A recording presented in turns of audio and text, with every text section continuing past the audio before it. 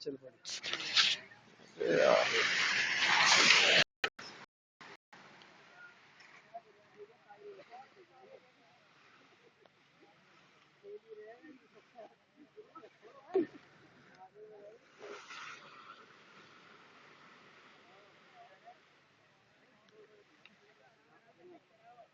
अल्लाह का खाना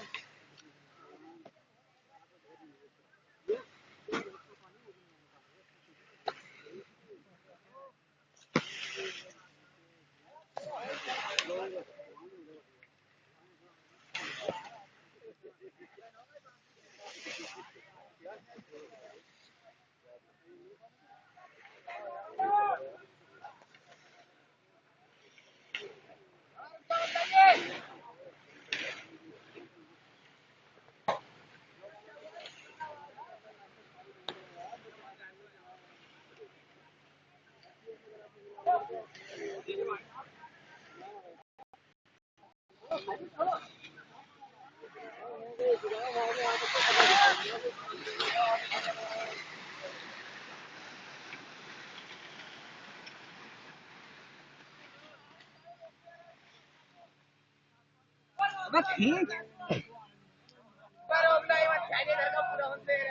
आइए पानी रखा कैन में रखेगा लोटे में